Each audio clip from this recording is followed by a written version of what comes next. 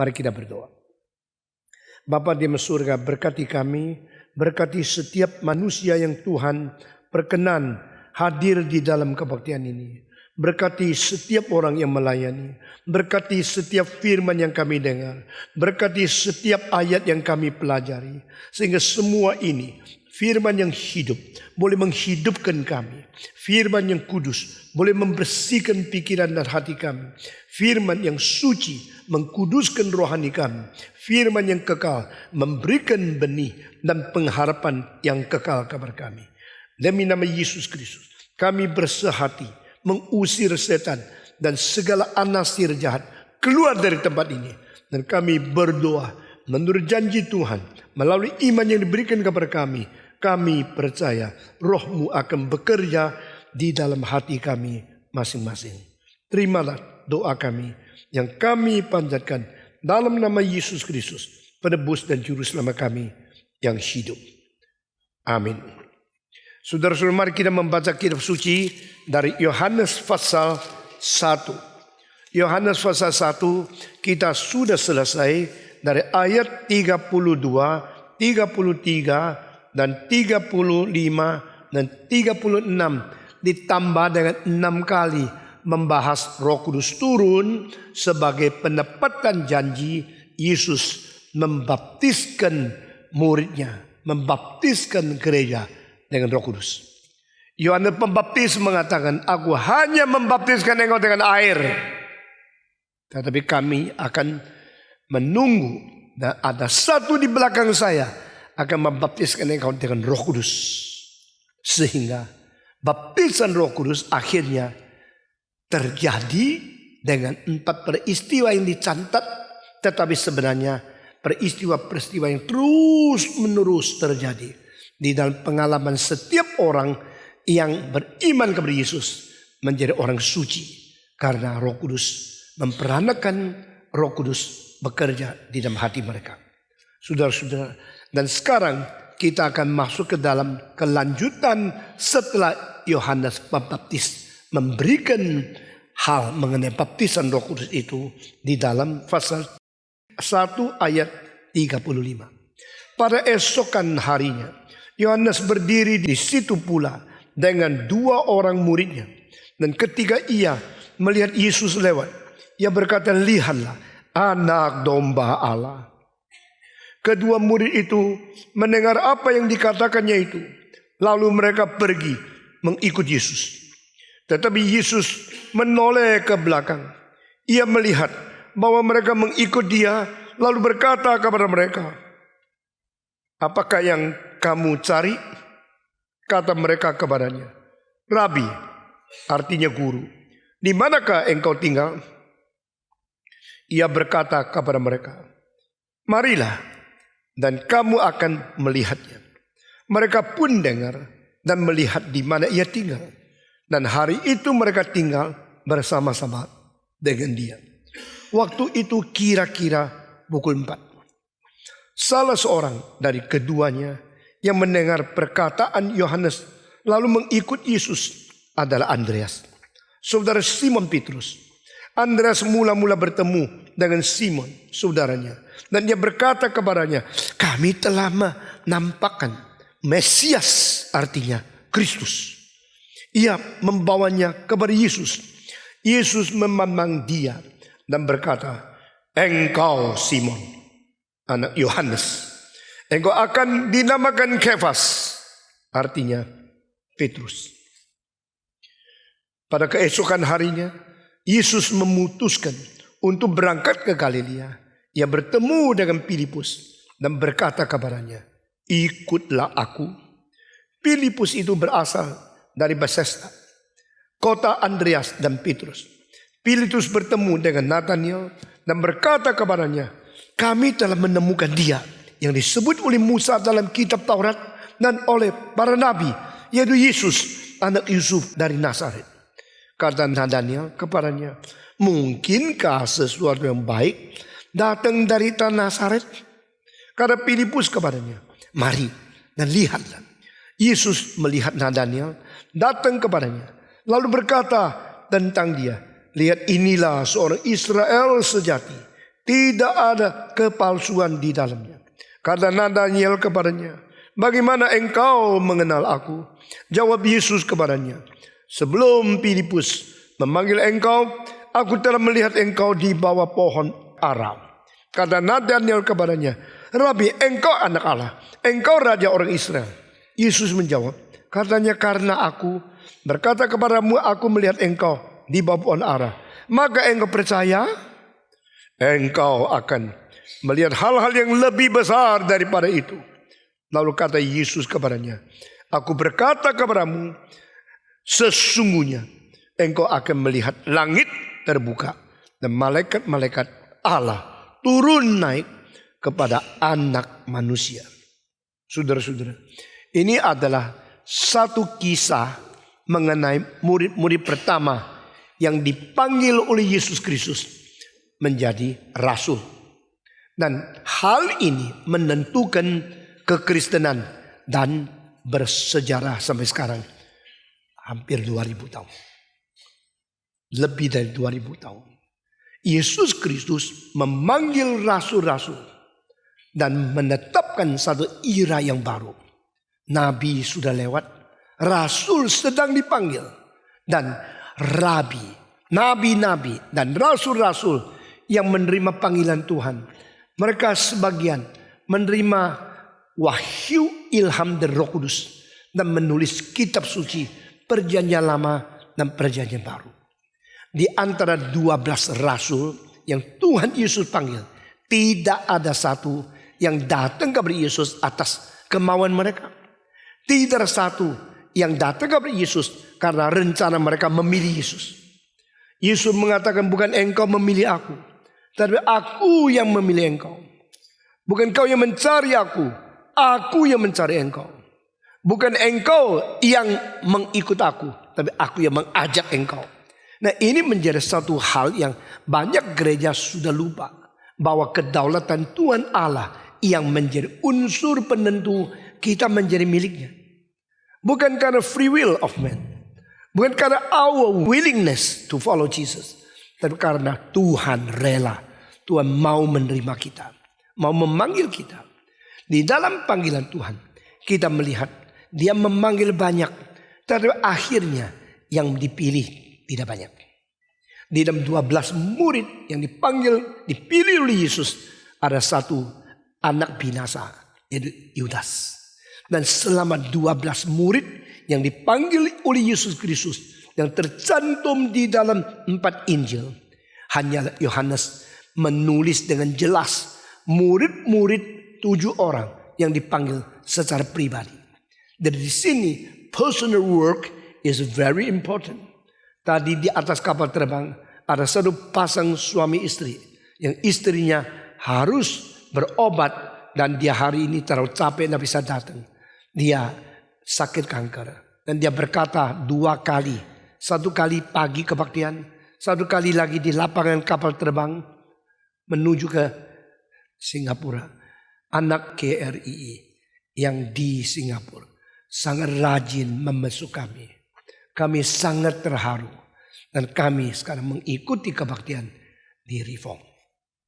Saudara-saudara, pelayanan pribadi, memberikan perhatian dengan mengunjungi secara pribadi, ini sangat penting. Penginjilan pribadi adalah dasar dari segala macam penginjilan. Penginjilan literatur, penginjilan massa, penginjilan ke sekolah, penginjilan melalui bagi traktat. Itu semua adalah corak-corak yang berbeda di dalam mengabarkan firman Tuhan.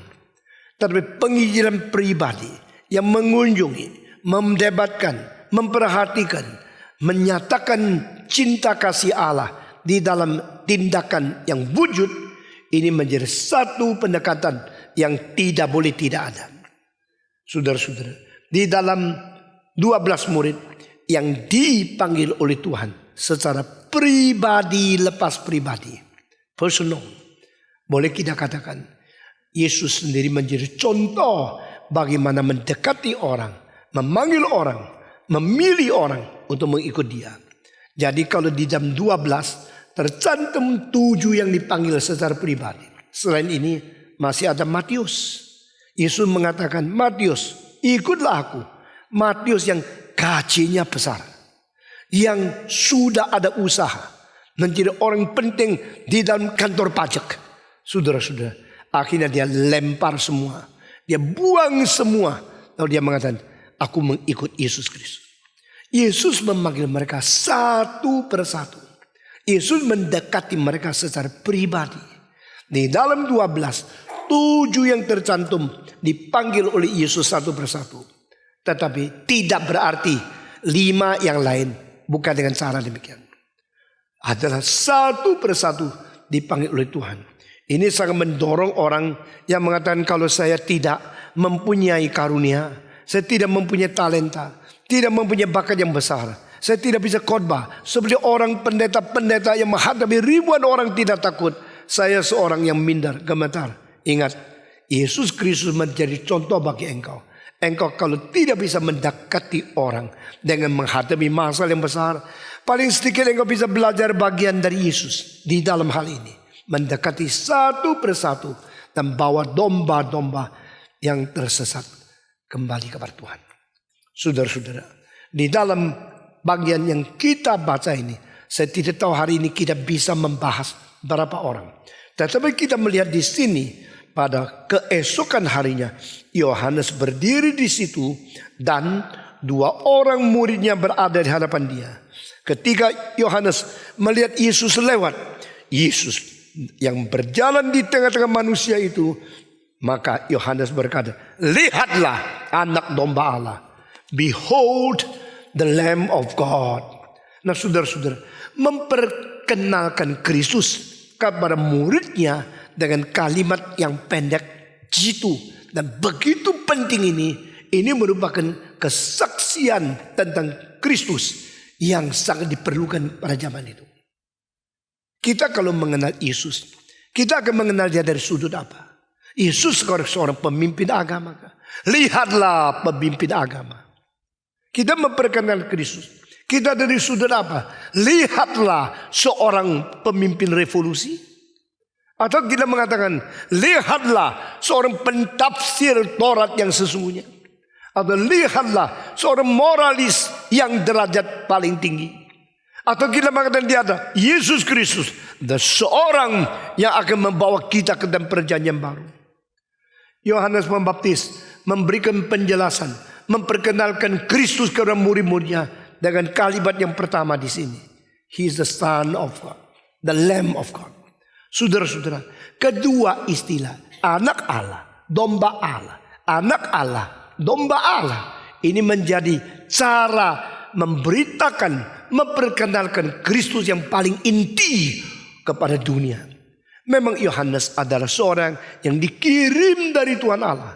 Ada satu orang yang diutus dari Allah. Kalimat ini adalah kalimat yang begitu mulia, kalimat yang begitu hormat. Bahkan Abraham pun tidak layak dikatakan ada seorang yang dari Allah. Kitab suci tidak pernah mengatakan Abraham atau Daud atau Yesaya atau Musa atau Yosua adalah orang yang dari Allah. Alkitab hanya mengatakan satu orang di luar Kristus, satu orang yang dikirim dari Allah, yaitu Yohanes Pembaptis. Yohanes Pembaptis mengapa disebut dikirim dari Allah, diutus dari Allah? Selain Kristus, dia kenapa berlayak untuk menerima panggilan begitu hormat, begitu mulia? Dan bagaimana kita membuktikan dia dikirim dari Allah? Apakah ini tafsiran daripada Yohanes penulis Injil ini, atau ini adalah sesuatu fakta memang adalah Allah mengirim dia? Jawaban adalah dia dipenuhi Roh Kudus sebelum dia dilahirkan. Sejak dia merahim ibunya, dia mendapatkan kepenuhan Roh Kudus. Saya percaya sampai mati dia penuh Roh Kudus. Dan dia adalah seumur hidup dipenuhi Roh Kudus sejak belum lahir, sejak belum melek mata melihat matahari dan dunia, sudah dipenuhi Roh Kudus. Maka Roh yang mempersiapkan dia, Roh yang menaungi rahim daripada anak darah Maria, Roh yang memenuhi dia di situ dan menghantar dia keluar. Maka dia dikirim, dia diutus oleh Allah. Lalu saya mau tanya, untuk apa Yohanes diutus Allah? Allah mengutus dia demi apa kewajibannya? Hanya satu, bersaksi bagi Kristus. He was sent to witness for Jesus Christ, to bear the testimony for the Son of God. Jadi Yohanes yang dipenuhi Roh Kudus, yang diutus daripada Tuhan Allah, adalah seseorang hamba Tuhan yang sadar sepenuhnya hidup dia tidak ada tujuan lain. Seluruh karya dia tidak ada maksud lain. Dia hanya diutus untuk satu hal, dan satu hal saja, yaitu menyaksikan Kristus, memperkenalkan Kristus, memuliakan Kristus, memproklamirkan kedatangan Yesus sebagai Raja Surga. Pada waktu sudah dekat, pada saat masanya sudah tiba, dia mengatakan, bertobatlah kamu, karena kerajaan Allah sudah dekat. Dan Yesus itulah Raja di dalam kerajaan Allah. Itu sebab pada waktu dia memperkenalkan Kristus kepada muridnya, dia mengetahui dia bukan membawa murid datang kepada dia. Dia membawa murid kepada Yesus. Dia mengetahui Yesus adalah yang menjadi sesungguhnya tuan rumah daripada seluruh perjanjian baru. Dia hanya menjadi congos, pembantunya saja. Dia bukan membawa manusia kepada dia. Dia bukan menonjolkan diri melebihi dari siapapun. Dan dia tidak mungkin iri hati terhadap Yesus. Justru pada waktu Yesus muncul, dia langsung mengatakan, aku tidak layak. Aku tidak layak membuka tali kasutnya pun. Aku tidak layak menjadi hambanya. Biar dia yang menjadi besar, aku makin lama makin menjadi kecil. Biar dia utamakan, biar dia dibesarkan, dimuliakan, biar aku yang dihina, diremehkan. Ini sikap hamba Tuhan yang baik. Barang siapa melayani Tuhan, jangan engkau mendahului Tuhan. Barang siapa menjadi hamba Tuhan, jangan engkau meninggikan diri lebih dari Tuhan. Barang siapa meninggikan Kristus, biar engkau ingat engkau hanya budak, engkau hanya hamba. Jadi pada waktu Yesus dibaptiskan, dia merasa tidak beres. Mestinya saya yang perlu dibaptiskan oleh dia. Kok terbalik? Dia yang minta saya membaptiskan dia. Lalu Yesus menjawab, kita harus memenuhi semua syariat agama. Kita harus mengikuti semua kewajiban peraturan. Kita harus melakukan kebenaran sesuai tuntutan daripada firman Allah, yaitu Taurat. Nah di sini dia mengetahui dia yang tidak layak diperlayakan, dan baptisan kepada Yesus Kristus bukan membersihkan orang yang mau bertobat. Itu adalah baptisan untuk orang-orang yang lain. Membaptiskan Yesus Kristus adalah membuktikan ini yang akan membaptiskan manusia dengan Roh Kudus. Karena dia pernah dengar suara Tuhan. Jikalau engkau membaptiskan siapa, saat orang itu dibaptis, ada Roh Allah yang turun kepada dia. Itulah orangnya yang akan membaptiskan umatnya dengan Roh Kudus. Maka dalam kepekaan, dia membedakan semua orang yang dibaptiskan, tidak terjadi gejala apa-apa. Sampai pada waktu Yesus dibaptiskan, dia Roh turun atas kepala Yesus. Dan langit terbuka, Bapa memberikan saksi. This is my beloved son. Listen to him. Saudara-saudara, maka dia sadar ini lain. Yesus dibaptis bukan karena Yesus berdosa. Yesus dibaptis bukan karena Yesus perlu bertobat. Yesus dibaptis bukan karena Yesus harus mempersiapkan diri menerima raja dari kerajaan Allah. Sebaliknya, Yesus dibaptis berlainan dengan semua orang yang dibaptis. Karena dia dibaptiskan menjadi sesuatu urapan, menjadi satu upacara yang diresmikan oleh Tuhan melalui Yohanes Pembaptis yang lebih tua sedikit dari dia, 1/2 tahun.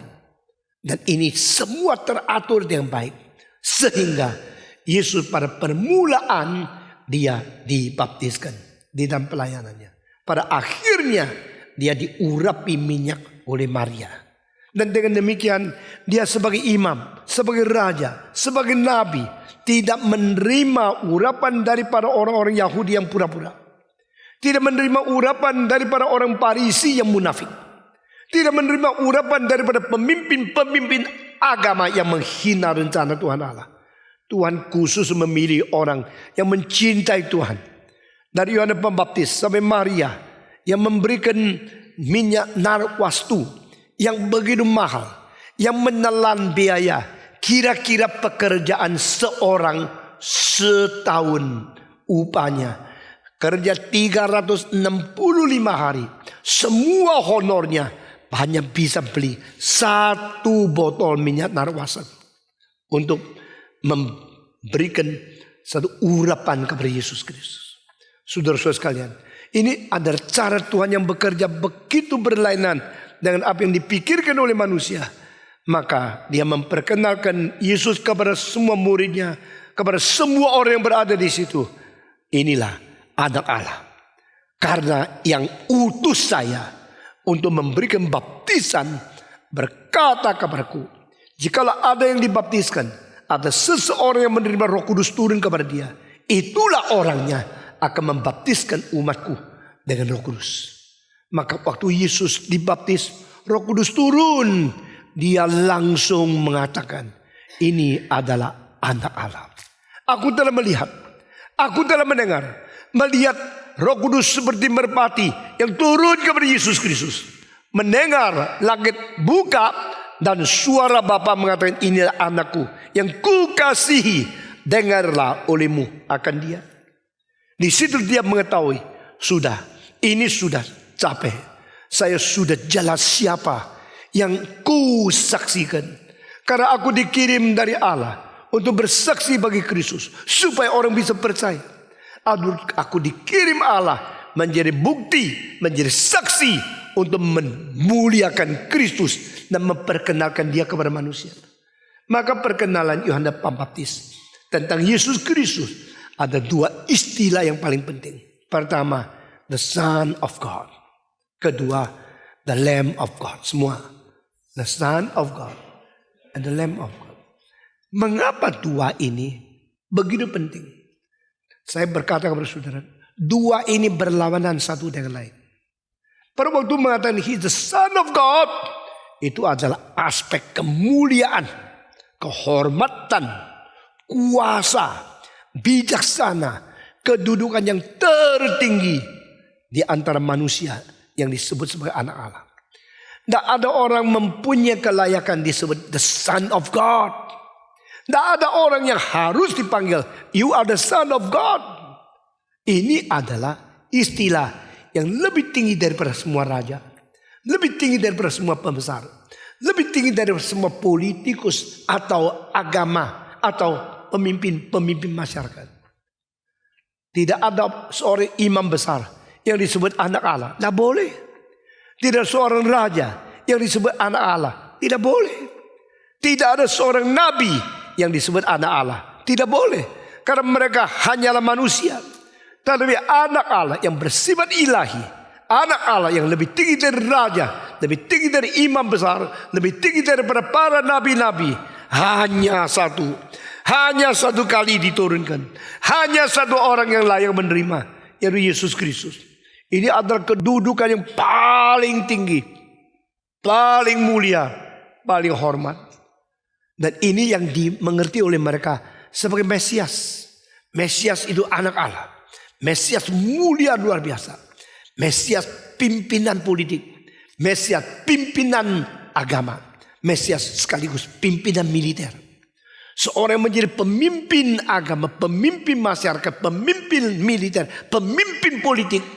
Inilah yang diharapkan oleh orang Israel. Kapankah Mesias datang?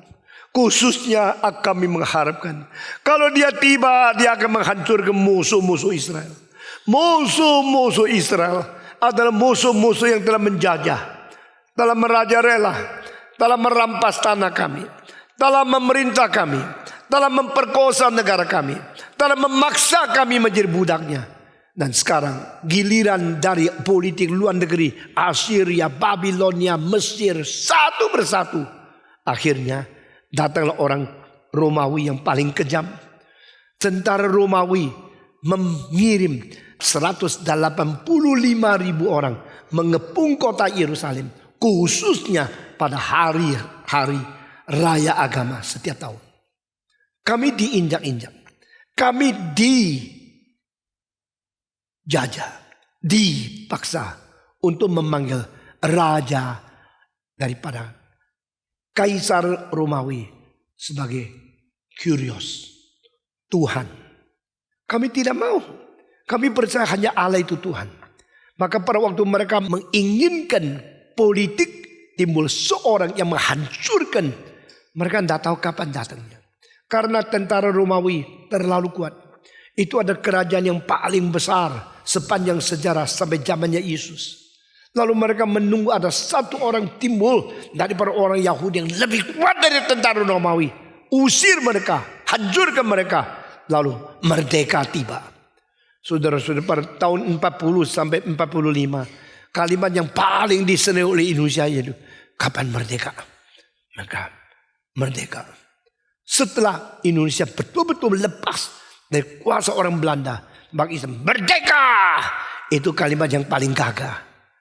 Demikian di dalam Israel, kalimat yang paling gagah Mesias, bukan merdeka. Tidak istilah MERDEKA di dalam bahasa Ibrani. Tetapi Mesias itu menjadi pengharapan. Pengharapan itu adalah menunggu Tuhan Allah mengirim seorang raja untuk memberantas, untuk membasmikan, menghancurkan semua musuh politik dan militer dari luar negeri dan membuat orang Yahudi itu boleh merdeka. Lalu saudara-saudara, siapakah Mesias itu? Mereka mulai menyelidiki Alkitab. Karena Allah mempunyai janji-janji akan mengutus keturunan Daud untuk menjadi pemimpin bagi bangsa Israel. Dan Allah pernah berjanji pada satu hari kerajaan Daud dan takhta Daud yang sudah roboh akan dibangunkan kembali. Maka mereka mau mengetahui kalau Mesias datang, kira-kira modelnya apa? Kira-kira zamannya apa? Kira-kira kuasa sampai di mana? Maka mereka telah menciptakan satu ide, satu mesianologi, yaitu doktrin mengenai Mesias yang datang. Kira-kira bagaimana? Dan di dalam 4 aliran doktrin Mesias, dari Alexandria, dari diaspora, dari Greek dan Roma, dan dari orang-orang di Babylon, terakhir di Yerusalem. Mereka semua setuju Mesias itu anak Allah. Semua setuju dia itu anak Allah. Tapi anak Allah yang bagaimana? Anak Allah itu tidak boleh sembarang disebut. Karena anak Allah muncul di dalam perjanjian lama itu sebenarnya hanya untuk Mesias saja. Dan anak Allah, istilah ini di dalam Mazmur pasal 2. Yang kudus berkata, Allah berkata kepada-Ku, engkau adalah anakku. Hari ini aku melahirkan engkau. Nah itu adalah Messianic Psalms. Adalah Mazmur Mesianis. Mazmur Kristologi yang paling penting. Selain ayat itu hampir tidak ada lagi istilah Allah mempunyai anak di dalam seluruh perjanjian lama. Jadi istilah Allah itu mempunyai anak, atau ada seorang yang mengumumkan aku adalah anak Allah, karena Allah berkata aku melahirkan kamu sebagai anak. Ini cuma muncul satu kali, yaitu Mazmur pasal 2. Dan ditulis oleh siapa? Oleh Daud.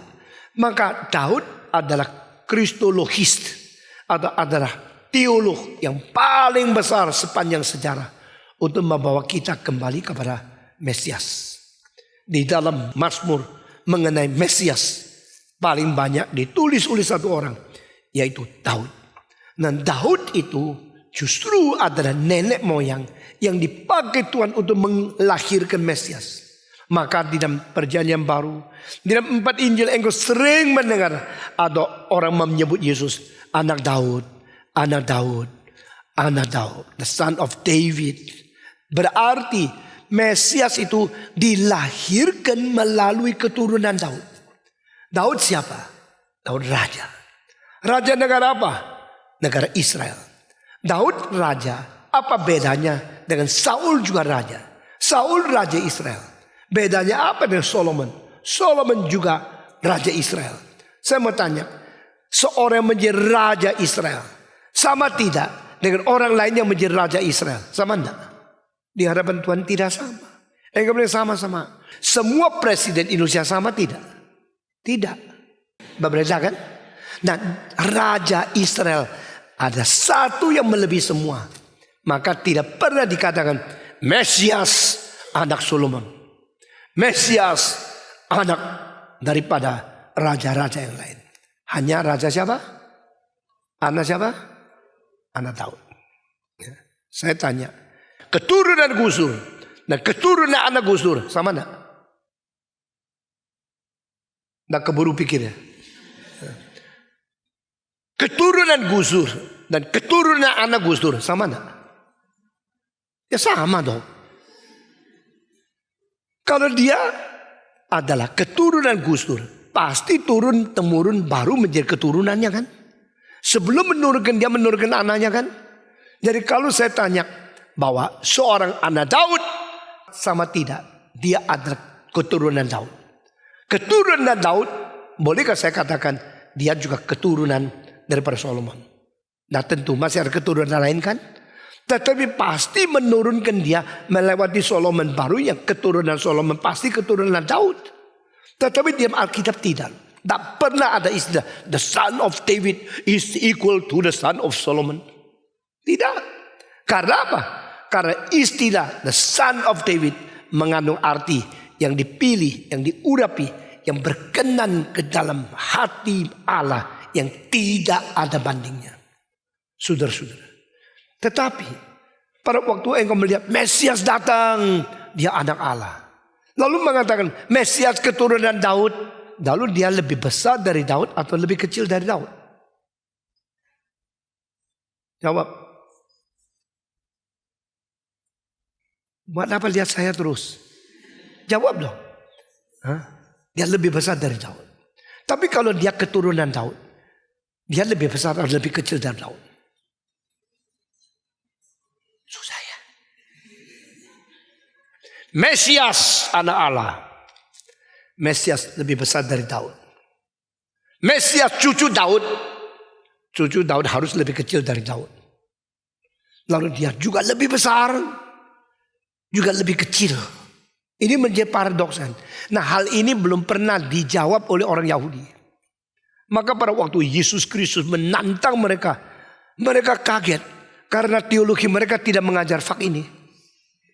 Karena SKS berapa banyak tidak ngerti hal ini. Daud menulis Mazmur 110. Dengan mulanya tulisan begini. Jehovah speaks to my Lord. Lalu istilah Yehova itu adalah namanya siapa? Allah kan? Kalau dia ada namanya Allah, maka Allah tidak berani nama itu disebut sembarangan oleh orang Yahudi. Orang Yahudi tidak berani Yehova, Yahweh, tidak boleh. Setiap kali melihat Yahweh, mereka bacanya apa? Adonai. Adonai artinya apa? The Lord, Tuhan. Jadi setiap kali membaca Yahweh, dia tidak mendengar Yahweh. Tak boleh. Dia mesti panggil Adonai. Papamu namanya Iskandar. Apakah engkau bilang, hey Iskandar? Engkau panggil Papa. Setiap kali nama Iskandar keluar, sebutnya Papa. Sama. Orang Israel melihat Yahweh, dia tidak bilang, hey Yahweh. Dia mengatakan, my Lord, Tuhanku. Maka pada ayat itu menjadi kesulitan. Ayat itu mengatakan, Tuhan berkata kepada Tuhanku. Karena aslinya ada, Yahweh spoke to my Lord. Jadi, my Lord spoke to my Lord. Sekarang saya tanya lagi. Menurut orang Yahudi, Tuhan yang disebut sebagai Allah itu berapa? Banyak. Satu. Banyak. Satu. Satu ya.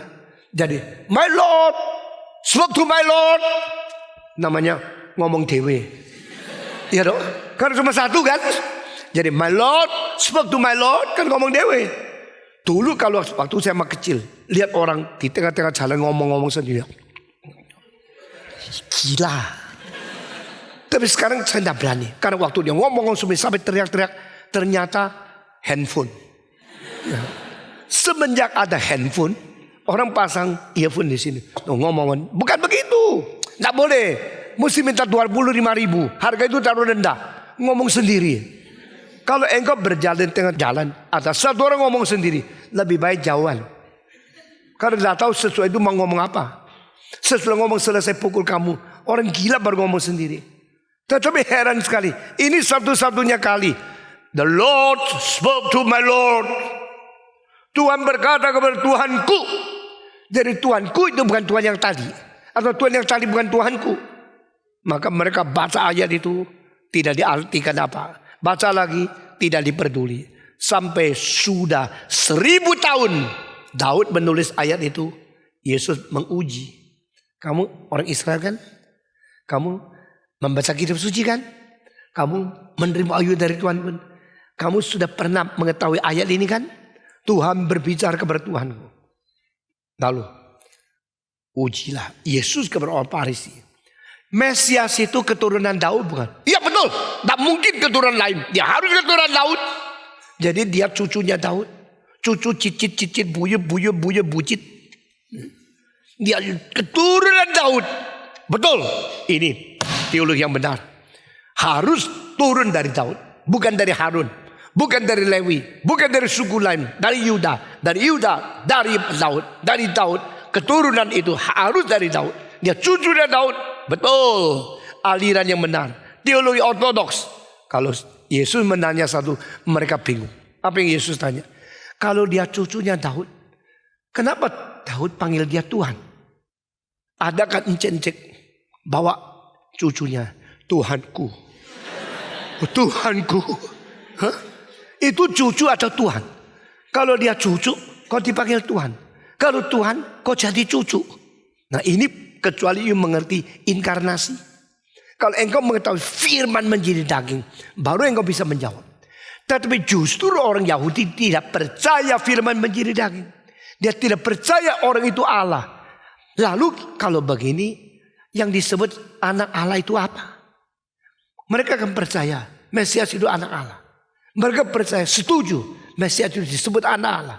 Jadi anak Allah ada manusia, tetapi karena ada mandat Tuhan atas dia, maka kita menyebut dia sebagai anak Allah. Karena dia adopsi atau bagaimana?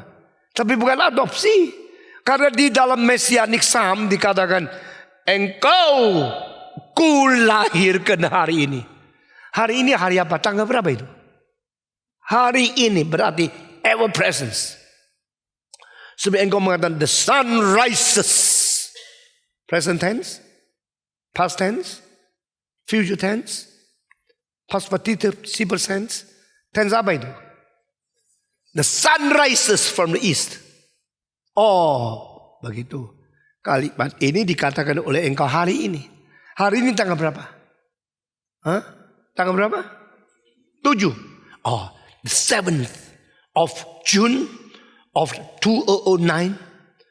The sun rises from the east. Bagaimana dengan kemarin? Juga kan? 2009 June 7 the sun rises from the east. 2009 June 10th the sun rises from the west. Ada nggak? Nah mungkin kan? Jadi senantiasa saben hari, karena dia saben hari sama, dari kekal sampai kekal sama, maka kita pakai present tense. Allah melahirkan aku. Allah berkata, hari ini aku melahirkan engkau.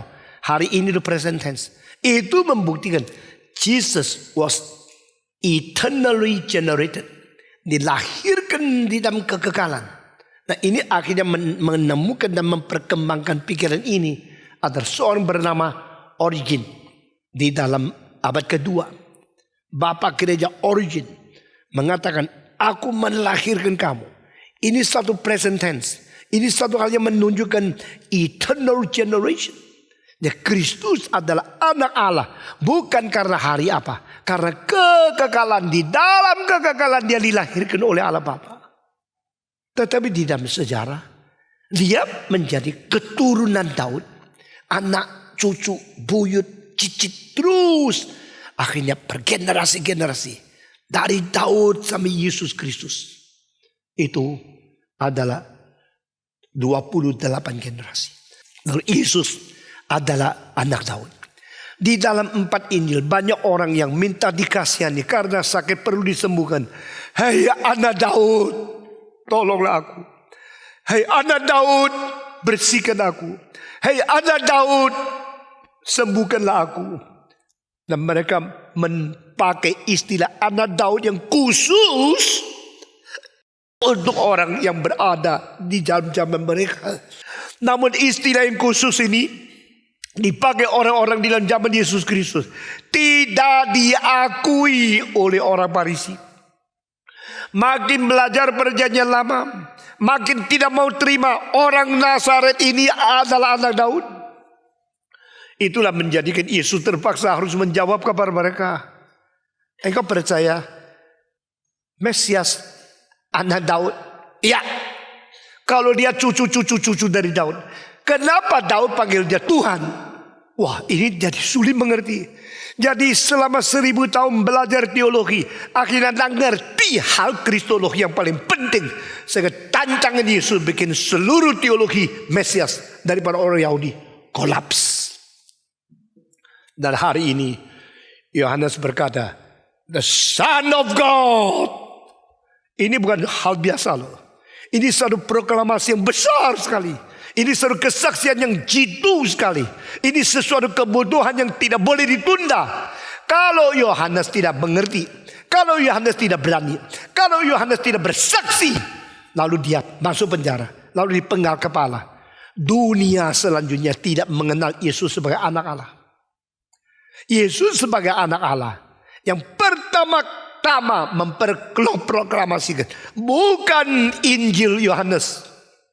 Karena Injil Yohanes, dengar kalimat ini baik-baik, ditulis pada waktu setelah Kristus lahir 90 tahun lebih.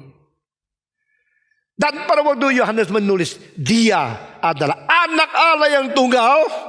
Di dalam anak tunggal itu kita melihat cahaya yang mulia daripada Allah yang berada di pangkuan Tuhan Allah. Ini dalam pasal 1:18 kita sudah bahas. Tetapi jangan lupa, pada waktu Yohanes mengatakan Yesus anak Allah, Yesus anak Allah, dia umur 90 lebih. Dia menulis ini karena dia pernah mendengarkan kesaksian pertama. Bukan dari dia, dari siapa? Dari Yohanes Pembaptis. Hari itu setelah melihat Yesus menerima Roh Kudus turun kepada dia, dia memberikan proklamasi. Dia memperkenalkan Kristus semua orang yang ada di situ. Behold, this is the Son of God. Karena Roh Kudus turun kepada dia. Jadi anak Allah, keturunan Daud, Mesias. Ini ada istilah yang mulia sekali. Sekarang Yohanes Pembaptis yang mau memperkenalkan Kristus, yang mau bersaksi bagi anak Allah, dia pakai dua istilah yang kontra sama sekali. Pertama, anak Allah. Kedua, domba Allah. Jikalau engkau mengenal Yesus sebagai anak Allah dan engkau tidak kenal dia sebagai domba Allah, engkau tidak mengerti siapa Kristus. Sebaliknya, jikalau engkau mengerti Yesus domba Allah dan engkau tidak mengerti Yesus anak Allah, engkau sama sekali juga belum mengerti siapa Yesus. Tetapi mau mengerti dia dengan istilah yang termulia, sekaligus mengerti dia dengan istilah yang paling hina, itu perlu semacam kesadaran kedua sifat ilahi dan manusia bergabung dalam satu pribadi yang firman menjadi daging. Yesus adalah firman, itu dalam kekekalan, dirinya Tuhan Allah, dirinya kebenaran, dirinya kemuliaan, kehormatan dan semuanya. Yesus adalah manusia, adalah dirinya yang disiksa, dirinya yang akan menderita, dipaku, memikul dosa, menanggung hukuman, menerima kutukan Taurat dan kemarahan dari Tuhan Allah, dan akhirnya mati digantung di atas kayu salib. To know Christ as the Son of God, at the same time to acknowledge Him as the Lamb of God, And these two combined together, your Christology is the accurate one. Saudara-saudara, saya dulu menjelaskan kitab Yohanes, menjelaskan. Tapi setelah 50 tahun kemudian, pertama kali mentafsirkan kitab suci Yohanes, saya waktu itu umur 17,5. Seumur hidup saya menjelaskan, memberikan komentar seluruh Yohanes hanya 3 kali. Tahun 57, 58. Lalu dalam 1 tahun saya selesai mengkhotbahkan Yohanes. Kedua kali tahun 89. Jadi setelah puluhan tahun saya mentafsirkan lagi kitab suci. Saya mendalam dan saya perlu 3,5 tahun baru selesai untuk 22 pasal. Pada waktu saya umur 68 tahun lalu, saya mulai lagi tafsir. Dan kali ini saya mempunyai pengertian jauh lebih dalam. Sangat berbeda dengan dulu. Ini hari saudara di sini mengenal Kristus daripada anak Allah dan mengenal Kristus sekaligus daripada domba Allah. Dua-dua istilah ini muncul pertama daripada bukan rasul-rasul, dari Yohanes Pembaptis. Yohanes Pembaptis mendahului Yesus. Yesus memilih rasul-rasul. Sebelum Yesus bersaksi, sebelum rasul-rasul dipanggil, Yohanes Pembaptis sudah menceritakan kedua ini menjadi satu. Di pasal 1, 31 sampai 33. Dia mengatakan, aku melihat dan aku mengetahui Roh Kudus turun kepada dia. Aku bersaksi, ini anak Allah. Di pasal 1, 35 dan selanjutnya, dia melihat Yesus lewat. Dia berkata kepada dua murid, ini domba Allah. The Son of God is at the same time the Lamb of God. The glorious Christ is the same time the suffering Christ. The highest glory and the supreme honor of Christ is also happened in the same one with the more bitter, the most awful agony in his life. Kristus yang paling mulia di surga menjadi Kristus yang paling sengsara di dunia. Kristus yang paling hormat dalam kegagalan menjadi Kristus yang menderita kepahitan yang paling menakutkan di dunia. Inilah Kristus yang kita kenal. Martin Luther memperkenalkan Kristus dengan dua istilah. The glorious Christ and the suffering Christ. Kristus yang mulia dan Kristus yang menderita. Kristus yang mulia dan Kristus yang sengsara. Sekarang saya mau tanya, maukah kita mengenal Kristus dari dua sudut ini? Mau tidak? Atau kita cuma mau satu? Orang mau teologi yang makmur. Mereka mau teologi yang sukses. Mereka mau teologi yang lancar. Mereka mau mujizat. Mereka mau kesembuhan. Mereka lebih suka menerima Kristus yang mulia. Kristus yang berkuasa. Kristus raja. Lalu mereka menjadi anak raja. Lalu mereka hidup mewah-mewah. Anak raja. Tidak boleh miskin.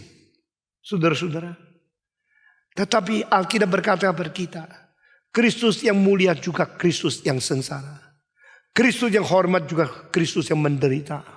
Sekarang mengapa banyak orang Kristen mengikut Tuhan? Karena mereka mau mendapatkan kemuliaan, kehormatan, kekayaan, kelancaran, kemakmuran dari Kristus. Melalui iman kepada Raja. Tetapi Paulus mengatakan, aku telah menetapkan untuk tidak mengetahui apa-apa kecuali mengetahui Kristus dan dia tersalib. Jadi sini kita melihat sengsara, penderitaan Kristus harus dimengerti sehingga engkau masuk ke dalam iman kekristenan. Bukan dari kemuliaan lalu tambah-tambah sedikit penderitaan, tapi dari penderitaan akhirnya menuju kepada kemuliaan. Yesus mati dulu atau bangkit dulu? Kalau Yesus bangkit dulu, tanya bangkit dari apa? Belum pernah mati kok bangkit. Yesus bangkit menyusul dia mati. Yesus mulia menyusul dia malu. Yesus dihormati menyusul dia menderita. Tanpa penderitaan tidak ada kehormatan. Tanpa salib tidak ada kebangkitan.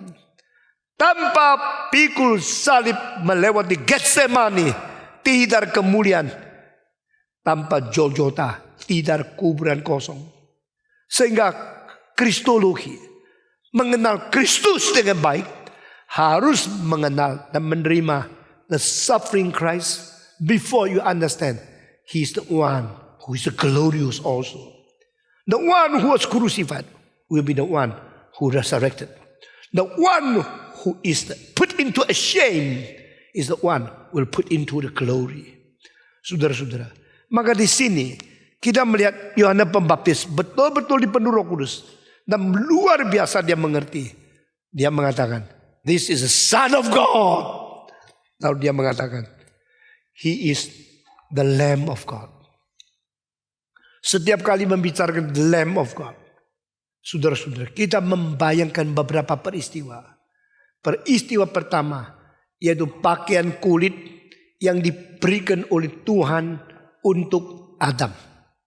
Adam pakai daun. Ini Hawaii pertama.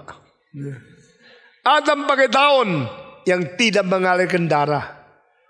Nah, Yesus Kristus adalah satu-satunya yang 100% suci dan 100% mengkorbankan diri. Dia adalah satu-satunya yang menderita setuntas-tuntas mungkin, akhirnya mendapatkan kemuliaan setinggi-tinggi mungkin. Yesus Kristus adalah satu-satunya menjalankan kehendak Allah dengan ketaatan yang sempurna untuk membawa kita masuk ke dalam keselamatan yang kekal melalui ketaatan kita yang masuk ke dalam ketaatan Dia. Sudah baca sendiri dalam Ibrani pasal ke-5. Kami yang taat kepada Dia, melalui ketaatan kepada Dia, ketaatan kita menjadi diberkati. Dan ketaatan Dia menjadi sumber keselamatan yang kekal bagi kita yang taat kepada Dia. Maka Yesus adalah sekaligus the Son of God dan sekaligus the Lamb of God. Nah, saya mau tanya, Yesus sendiri mengalami the Lamb of God lalu menyatakan the Son of God, atau dia mengalami the Son of God baru lewat akan the Lamb of God? Dulu mana? Di dalam kesaksian Yohanes Pembaptis adalah memperkenal dia the Lamb of God dan the Son of God. Yang mana duluan? The Son of God. When he was baptized, Roh Kudus turun. Yohanes mengatakan, "This is the Son of God." Dan waktu dia lewat, tidak lama, langsung Yohanes mengatakan, "The Lamb of God." Yohanes itu luar biasa. Dia tidak pernah tunda waktu. Dia tidak pernah melewati kesempatan. Dia tepat pada saat-saat yang penting mengeluarkan kalimat kesaksian yang penting. Dan setelah dia keluarkan kalimat yang penting, dia ditangkap, ternyata sudah tidak kesempatan lagi. Jikalau Yohanes Pembaptis tidak mempergunakan kesempatan-kesempatan yang akan lewat dan begitu singkat di dalam hidup dia sebagai aset pelayanan, aset kesaksian, dunia akan menjadi apa saya tidak tahu.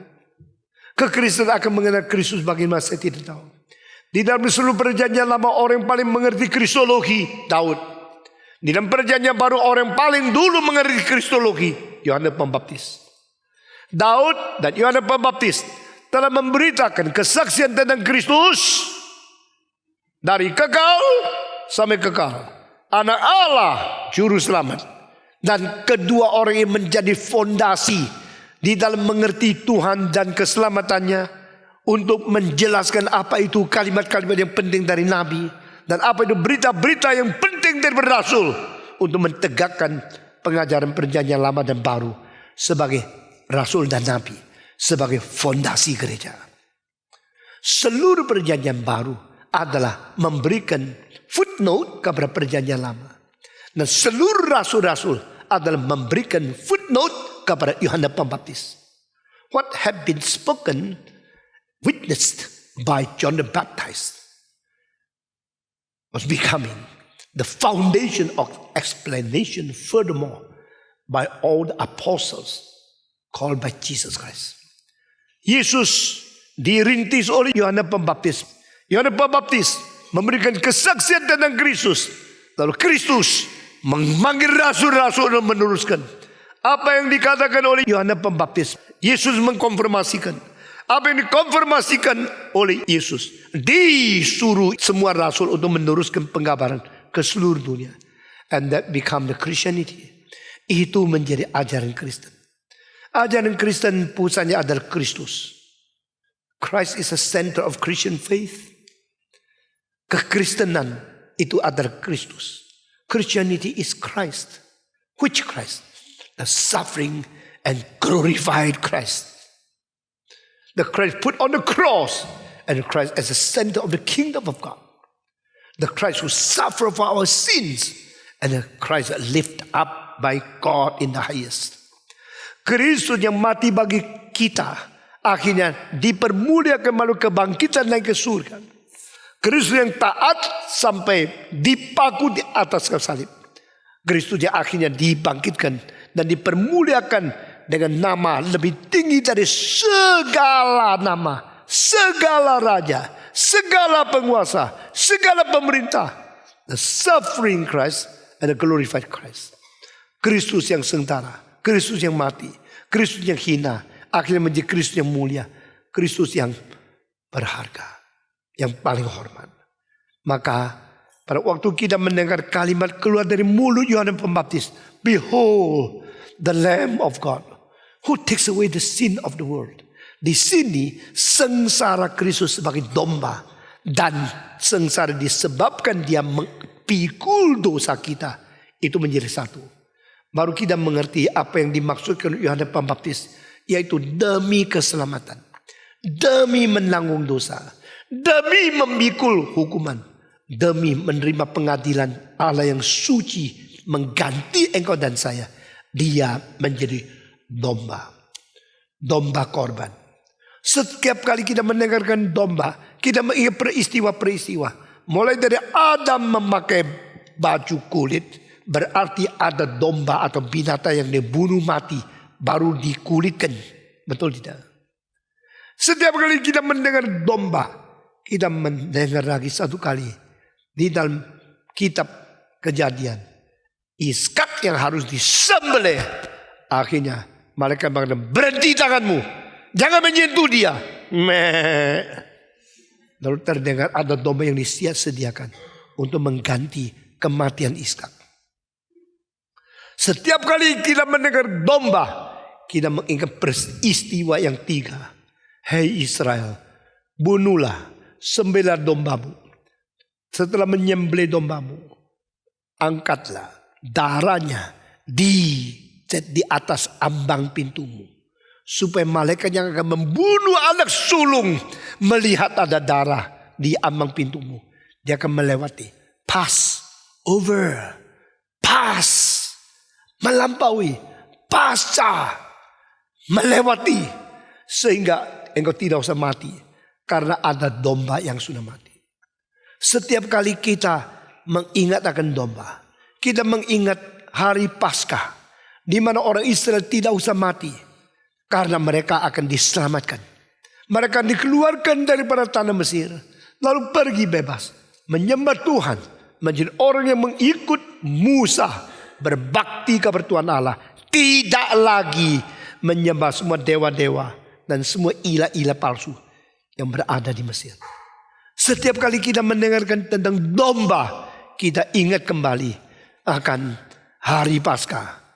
Kita ingat kembali akan persembahan pengorbanan dosa yang ditetapkan di dalam Taurat. Orang berdosa, bawalah seekor domba, lalu ditumpang tangan, lalu disembelih, dipersembahkan di atas mezbar untuk pengampunan dosa.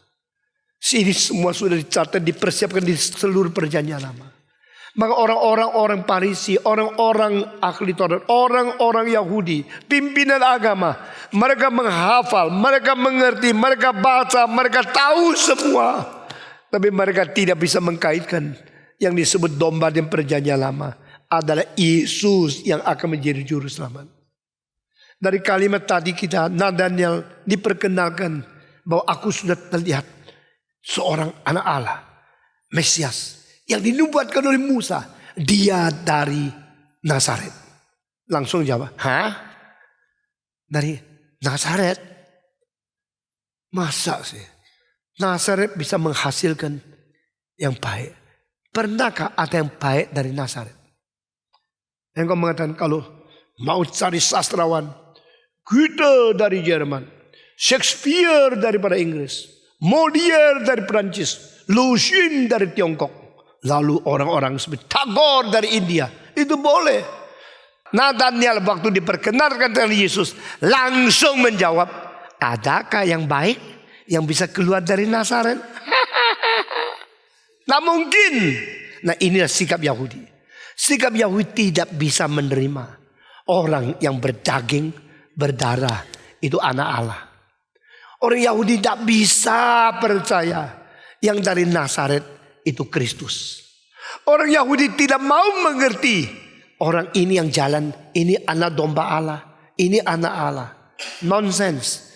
Jangan ikut kebaktian yang dipimpin oleh Yohanes Pembaptis. Jangan mendengar khotbah Stephen Tong. Karena dia tidak ada Roh Kudus. Itu orang mana mungkin mengerti. Hanya kami Farisi, kami ahli Taurat yang boleh mengerti perjanjian lama. Dan coba cari di dalam perjanjian lama. Tidak pernah mengatakan Nazaret menghasilkan Nabi. Galilea menghasilkan hamba Tuhan. Itu tidak bisa. Maka mereka tolak. Mereka tidak menerima Yesus. Dan Yohanes sudah meletakkan batu. Dia ditolak pun itu penderitaan untuk mengganti kita. Dia diejek pun itu termasuk dia adalah seorang menderita bagi kita. Dia adalah anak Allah. Begitu mulia. Dia adalah domba Allah.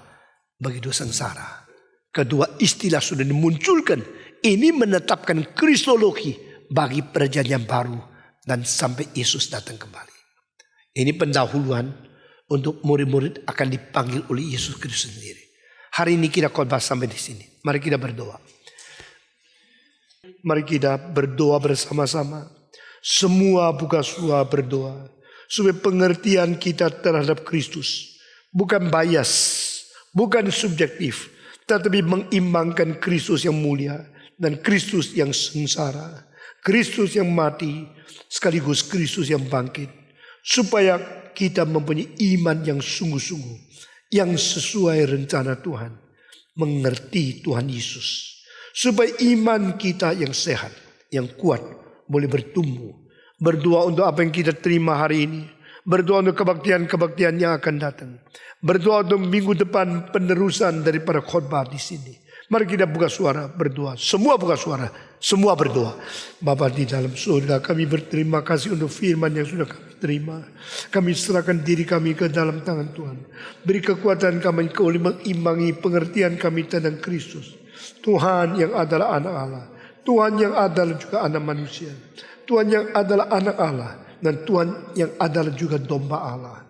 Beri pengertian kepada kami. Meteraikan firman-Mu. Dan kesadaran di hati kami. Dengar doa kami yang kami panjatkan.